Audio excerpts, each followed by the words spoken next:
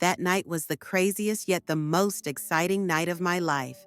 It was a quiet Friday when it happened. I lay on my back, staring at the faint patterns of moonlight on the ceiling, my thoughts scattered and restless. I felt lonely because my husband, Henry, was away on a business trip for the next 2 months, and I had already not seen him for 3 weeks now. It was only when the soft creak of the door broke through the stillness that I realized I wasn't alone. I sat up slightly, squinting toward the faint figure in the doorway. My 19-year-old son, Alex, stood there, his broad shoulders outlined by the dim light from the hallway. He hesitated, one hand gripping the doorframe as though it were the only thing keeping him upright. "Mom," he said quietly, his voice laced with hesitation. I rubbed my eyes, my heart already tightening at the sound of his voice. "Alex, what's wrong?" He didn't respond right away. Instead, he stood frozen, his shadow stretching across the room. Finally, he stepped inside, his bare feet making soft thuds against the carpet. There was something about the way he moved, hesitant, almost afraid, that made the air in the room feel heavier. "I couldn't sleep," he said, his voice barely above a whisper. I glanced at the clock on my nightstand. 2:14 a.m. Alex wasn't the type to wake me unless something was really bothering him. My chest tightened as I swung my legs over the side of the bed, motioning for him to come closer. "What's going on?" I asked gently. He hesitated again before sitting on the edge of the bed, his posture stiff, his hands clasped tightly in his lap. For a moment, I watched him, waiting, but he kept his gaze fixed on the floor. The tension radiating from him was almost palpable. "Alex, you can talk to me," I said softly. "Whatever it is, I'm here." He let out a shaky breath, his fingers fidgeting with the hem of his t-shirt. It's hard to explain," he said finally. "I've been feeling something. I've been feeling different, and I don't know what to do about it." His words sent a ripple of unease through me. I leaned forward slightly, my voice steady despite the knot forming in my stomach. "Different how?" He looked at me then, his eyes searching mine with an intensity I wasn't prepared for. "It's about someone," he said. "Someone I've been thinking about a lot. Someone you're not going to expect." Relief flickered through me for a moment. Maybe this was about a girl at school, a crush he didn't know how to handle. Alex had always been shy about his feelings, keeping them bottled up until they threatened to overflow. "Okay," I said, giving him a reassuring smile. "Who is it? Someone from school?" He shook his head quickly, his eyes dropping again. "No," he said, his voice barely audible. "It's not someone from school." "Then who?" I pressed gently, though a strange uneasiness began to creep into my chest. "Alex, you can tell me. Whatever it is, we'll figure it out." He took a deep breath, his chest rising and falling as if he was gathering every ounce of courage he had. When he spoke again, his voice was shaking. "It's you, Mom," he said finally. "It's always been you." The words hit me like a tidal wave, sucking the air out of my lungs. For a moment, I couldn't speak, couldn't think. My mind raced to make sense of what he had just said, but the sheer weight of it left me reeling. "Alex," I began, my voice faltering. What are you saying?" He stood abruptly, pacing the room like a caged animal. His hands ran through his hair, tugging at the strands as if trying to physically pull the words out of his head. "I know how this sounds," he said quickly. "I know it's wrong, but I can't help it. I've tried. I've tried for so long to push it away, to ignore it, but it's always there." I stared at him, my heart pounding so loudly that I could barely hear his words. "Alex, this isn't—" "Don't tell me it's not real," he interrupted, his voice breaking. You know what I feel. I've never felt this way about anyone before. It's not just admiration or some stupid crush. It's something much deeper, Mom. Alex, I said again, my voice shaking. You're my son. What you're feeling. It's not love. It's something else. Something ... It's love, he cried, his voice raw with emotion. You're everything to me, Mom. You're the only one who's ever understood me. The only one who's ever made me feel like I'm worth anything. How can that not be love? Tears stung my eyes as I tried to process his words. My son, my sweet boy, who I had raised and loved unconditionally, was pouring out feelings I couldn't understand, feelings I couldn't return. Yet something in me was excited. Now I think back. I think I didn't realize it yet. I think I was trying to ignore it. And so I said, Alex, you're confused.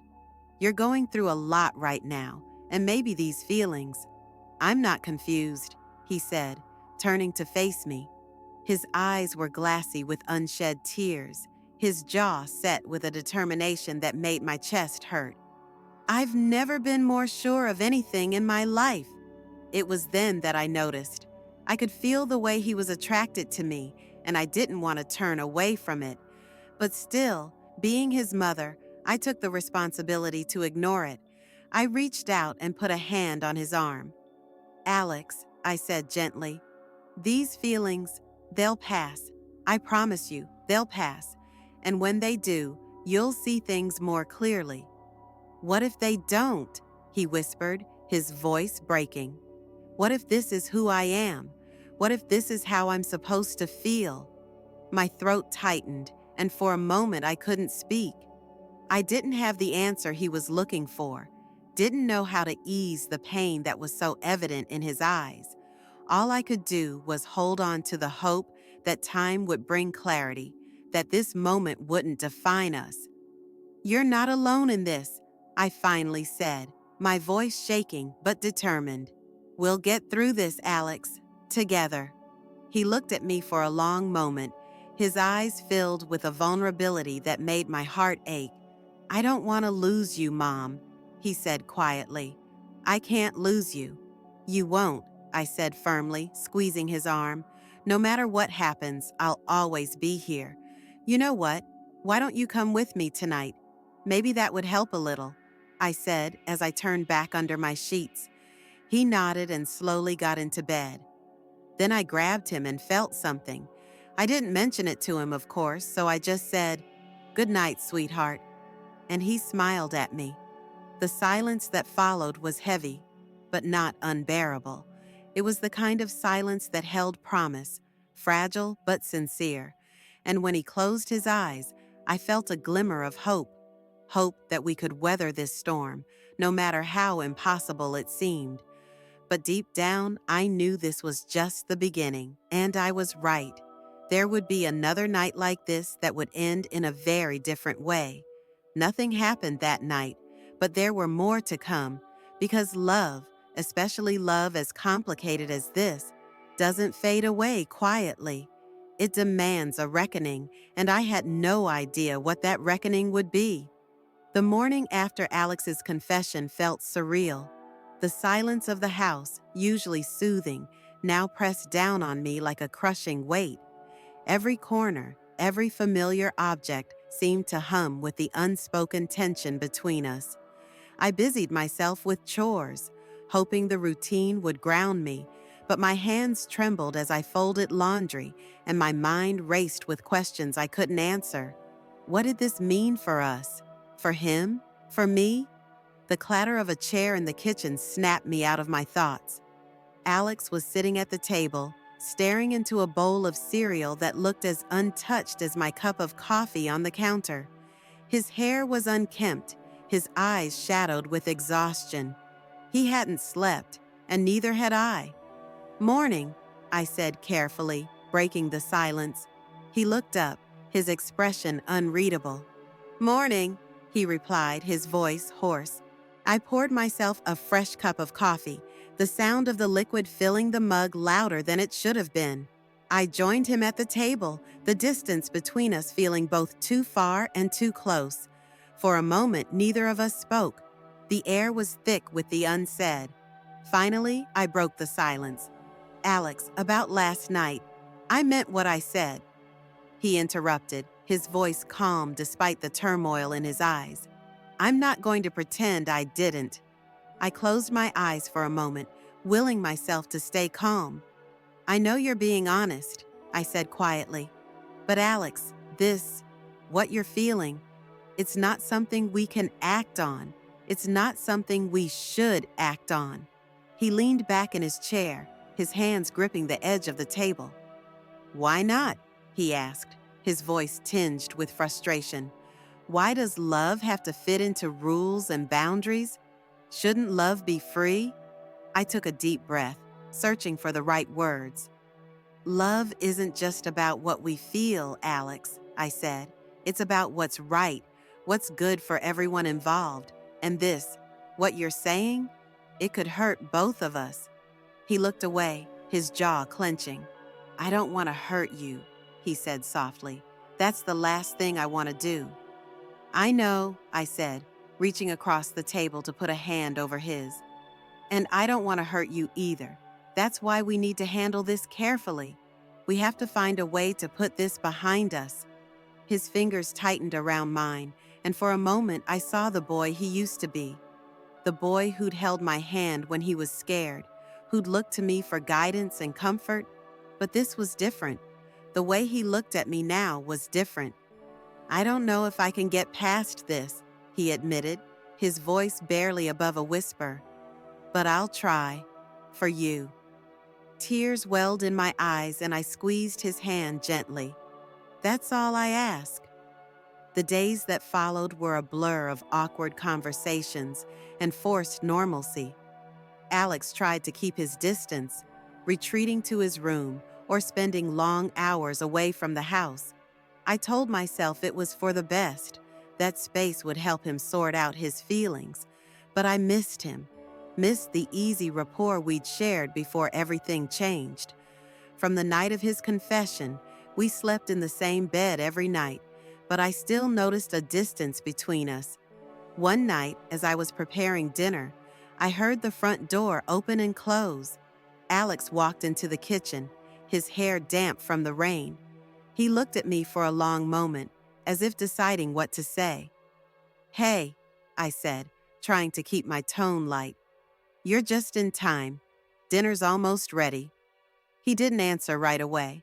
Instead, he walked over to the counter and leaned against it, his arms crossed. I've been thinking, he said finally. I turned off the stove and faced him, my heart pounding. About what? About us, he said, his eyes steady. About what I said that night. I swallowed hard and braced myself. Alex, I thought we agreed. I know, he interrupted. And I'm not here to argue. I need to say this. I nodded and motioned for him to continue. I've been trying to figure out what to do with these feelings, he said, his voice low but firm. And I realized something. I don't want to lose what we have, Mom. Even if it's not what I want, I'd rather have you in my life as my mom than risk losing you completely. Relief washed over me, though it was tempered by the sadness in his voice. Alex, you won't lose me, I said. No matter what happens, I'll always be here for you. He nodded, his lips pressed into a thin line. I know, but it's hard. It's really hard. I moved closer and put a hand on his arm. It will take time, I said gently. But you're strong, Alex, and I'm going to help you through this as much as I can. His eyes met mine, and for a moment the tension between us seemed to ease. Thank you, Mom, he said, his voice soft. That means a lot. We stood there in the kitchen, the rain beating against the windows, and for the first time in days, I felt like we were going to be okay. But life has a way of complicating things when you least expect it. Just when I thought we'd found some semblance of peace, something happened that threatened to unravel everything. The uneasy truce that Alex and I had established held for a time, fragile but functional.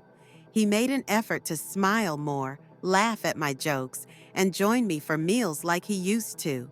I clung to those moments, trying to convince myself that things were getting better. But late at night, when the house was quiet and I was alone with my thoughts, the weight of his confession lingered. One evening, after a long day at work, I found Alex in the living room. He was sitting on the couch, staring blankly at the television.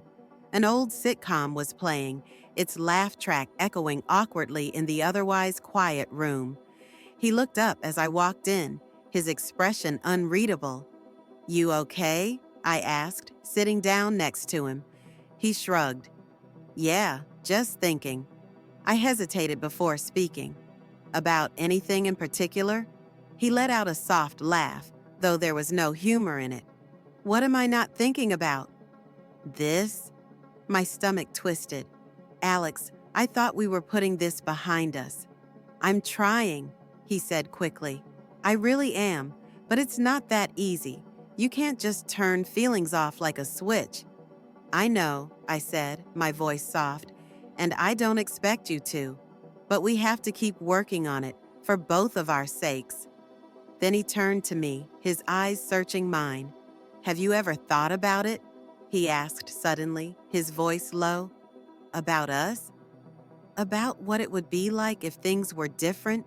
I froze, his question taking me by surprise.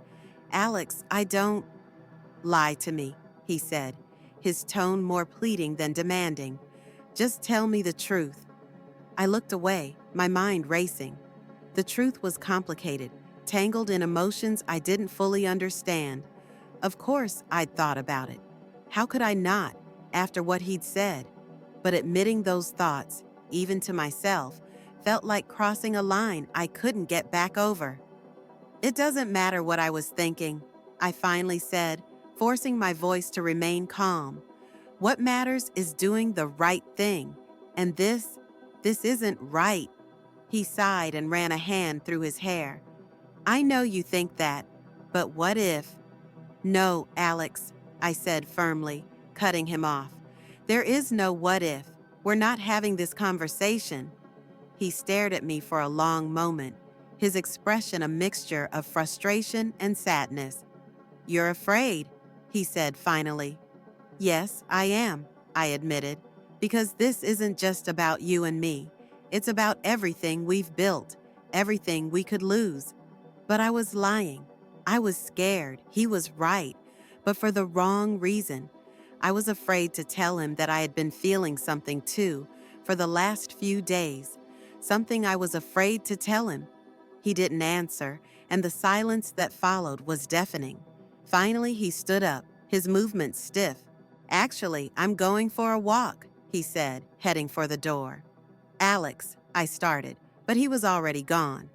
The hours passed slowly, each minute seeming like an eternity.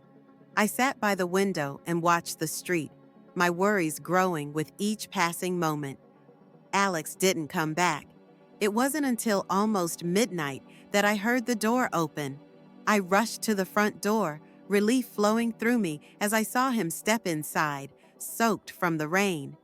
"Alex, where have you been?" I asked, my voice shaking. "Walking," he said simply, shaking the water out of his hair. I grabbed a towel from the bathroom and handed it to him. "You're gonna get sick," I said, my concern spilling over into irritation. "You can't just disappear like that." He sighed and ran the towel over his face. I needed to clear my head. "And did it help?" I asked, crossing my arms. He looked at me, his eyes dark and unreadable. "Not really." Something in his tone made me hesitate. I moved closer and lowered my voice. "Alex, we can't go on like this. It's tearing us both apart." "I know," he said, his voice barely above a whisper. "But I don't know how to stop." "Maybe we need help," I suggested. "Someone to talk to. A therapist." His lips curled into a bitter smile. "You think a therapist would understand?" "They might," I said, though I wasn't sure I believed it myself. "Or at least help us figure out how to move on." He shook his head, the towel falling to the floor. No one can fix this, Mom. No one can change the way I feel. His words hung in the air, heavy and relentless. I wanted to argue, to tell him he was wrong, but I couldn't, because deep down I knew he was right. The worst part was that I still had not told him that I felt something that night too, and that I was the one lying to him, trying to avoid my feelings for him as well. I knew that, and yet I kept my mouth shut, at least for now. The following days were a blur of avoidance and awkward conversations. Alex tried to act normal, but the tension between us was palpable. Every interaction felt like walking a tightrope, and I couldn't shake the feeling that something was about to snap. That something came one evening as we were cleaning up after dinner. Alex had been unusually quiet all day, his movements tense and deliberate. As I loaded the dishwasher, he leaned against the counter, watching me. "Mom," he said suddenly, his voice breaking the silence, "I have to tell you something." I turned to face him, my heart pounding. "What is it?" "I can't do this anymore," he said, his voice shaking. "I can't keep pretending that everything is okay." "Alex, we've talked about this," I started, but he shook his head. "No, you don't understand," he said, his voice rising. "I can't just turn off how I feel. I can't keep pretending I'm okay when I'm not." "Then what do you want me to do?" I asked, my frustration bubbling over. "What do you want me to say?" "I don't know," he said, his voice cracking. I need you to see me, to understand how much this is tearing me apart." "I see you," I said, my own voice shaking now. "I see you every day, Alex, and it breaks my heart to see you like this, but I don't know how to fix it." He took a step closer, his eyes locked with mine. "You can't fix it," he said, "but maybe we don't have to." I stared at him, my mind reeling. "Alex, what are you saying?" He didn't answer. Instead, he closed the distance between us, his hand brushing against mine. My breath caught, the air between us suddenly electric, but the moment didn't last. I stepped back, breaking the connection. "No," I said firmly, my voice shaking. "We can't. We can't." His face crumpled, pain etched into every line. "I'm sorry," he whispered, turning and walking away. I stood there, my heart racing, the weight of what had just happened crashing down on me, because no matter how hard I tried to deny it, something inside of me had responded to him, and that scared me more than anything. I thought back to the nights we had spent together. The last few nights he had touched me more than before, and I had noticed that I was doing more to him too. I think he noticed, and that's why he started the conversation. But the days after that moment in the kitchen were like walking through a storm, unpredictable and overwhelming. Alex and I avoided each other more than ever. When we did cross paths, the silence between us spoke louder than any words could. I told myself it was for the best, that this space was what we both needed. But the truth was, every time I saw him retreat to his room, every time I caught the flash of pain in his eyes, it tore at me. I spent nights replaying the scene over and over, the way he looked at me, the weight of his words, the way my heart had betrayed me in that brief, fleeting moment of connection. It wasn't right. It wasn't. But denying the complexity of what we were feeling only seemed to deepen the wound. One evening, as I sat in the living room, a book forgotten in my lap, Alex walked in. He hesitated in the doorway, as if unsure if he was welcome. His hair was unkempt, his expression guarded. This was the moment I needed to confess, to tell him how I felt. "Alex," I finally said, my voice lower than usual. He looked up, trying to keep his expression neutral. "Hey," he replied. "What's up?" He walked further into the room, but didn't sit down, pacing slowly near the edge of the coffee table. "I wanted to talk," I said, looking at me briefly before looking away again. I know things have been difficult for both of us. He nodded, closing the book and setting it aside. They have. But Mom, I don't want you to think that I don't care. I do. More than you know. He stopped pacing and turned to face me. I know you care, I said. That's why this is so hard, because no matter how hard I try to let go, no matter how much I tell myself to move on, I can't. Mom, he started, but I held up my hand. Let me finish, I said. I've spent so much time trying to figure out what's wrong with me, why I feel this way. But the more I think about it, the more I realize that it's not wrong to feel this way. Love is, even if it doesn't fit the rules, even if it scares people. I swallowed hard, my own words hitting something deep inside me. Love isn't wrong, I said carefully, but sometimes acting on it is, especially when it might hurt the people we care about. He nodded slowly, as if he'd expected this answer, but needed to hear it anyway. I understand that, he said. I do. But what am I supposed to do with these feelings? Bury them? Pretend they don't exist? No, I said finally, shaking my head. You don't have to pretend. I have something to confess, too, and I'm only telling you this to help you channel your feelings into something that will help you grow, not something that will hold you back. He sank into the chair across from me, his shoulders slumping. That's easier said than done, Mom. But tell me, what do you have to confess? Well, Alex, I said quietly, I think you may have noticed something. The last few nights while we were sleeping together. For a moment he didn't answer. Then, to my surprise, he let out a soft laugh. You're touching? He asked. Of course I noticed. But I told myself you were doing it to make me feel good. To be honest, they just make me feel lost. They make me feel so close to what I want, and yet so far away. You're not lost, I said, leaning forward. You're just finding your way, and that's okay. It's part of growing up. Then he looked at me, his eyes filled with a vulnerability that made my chest hurt. I don't want to lose you, Mom, he said. I can't lose you. You won't, I said, my voice firm. No matter what, I'm here. That will never change. At that moment, unbeknownst to him, my heart was pounding high in my chest. I still hadn't told him how I felt, and that these touches weren't just for his benefit. They were also because of what I wanted deep inside. So I decided not to let him come between me anymore. I had to clear my mind and tell him how I felt. But let me finish what I wanted to say, Alex. Those touches, they were not meant to make you feel good. They, what? He said. I did them because I felt something too, I confessed. In fact, I still feel something, Alex.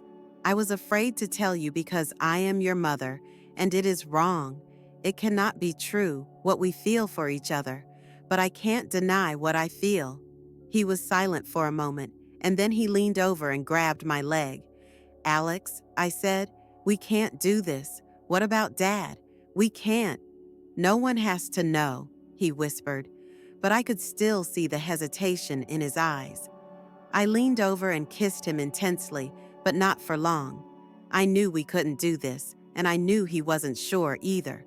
So I pushed him away. Let's just get a good night's sleep and then we'll talk tomorrow, okay? I said. He nodded, but we both felt that the tension hadn't gone away. We both went to the bathroom to brush our teeth and get ready for bed. As I changed into my pajamas, I smiled at him as he washed his face. I went into the bedroom and crawled into my bed. We had been sleeping together for the past few weeks, since that first night of his confession, so it was pretty normal for him to join me. A few moments later, he entered the room, and before he got to the bed, I opened the sheets so he could get in. As I mentioned before, the tension still wasn't gone, so I said, let's just make sure we get some good rest, and then we'll discuss all this tomorrow before Dad gets back, okay? All right, he said. It felt like he had already resigned himself to the fact that nothing was going to happen, but I certainly hadn't. Unfortunately, I turned off the nightlight and said, "Good night, honey," turning away from him. "Good night, Mom," I heard. My mind was spinning. A few minutes felt like hours, and my thoughts were all over the place. At one point, my foot touched his leg, partly on purpose and partly by accident. He didn't turn away, and before I knew it, I was pulling him closer. He grabbed my leg and I turned around. I hesitated for a moment, but I let it all happen. I kissed him, and we went further than kissing. I will not go into detail about what exactly happened, but I let myself go, and for a moment I felt alive. I could forget everything that had been bothering me for the last few weeks. I closed my eyes and let the moment wash over me, and for the first time in a long time, I felt alive. This wasn't wrong. It wasn't confusing. It was love, pure and simple love. And it was the kind of love that had grown naturally between us, blossoming out of years of care and trust and understanding. That's what I told myself while we were busy. But as quickly as it began, it ended. I guess it was a little too exciting for him. I imagined that when Alex pulled back, he smiled at me. "We're okay, right?" I nodded and headed for the bathroom. The next few weeks were better, easier even. Alex seemed more at peace, though there were still moments when the tension between us resurfaced. His father had returned, and he started spending more time outside, hanging out with friends, and even picking up some of the hobbies he'd given up last year. I threw myself into my routines, finding solace in the small daily tasks that kept life moving forward. But as much as I wanted to believe we were healing, the undercurrent of what had happened between us remained.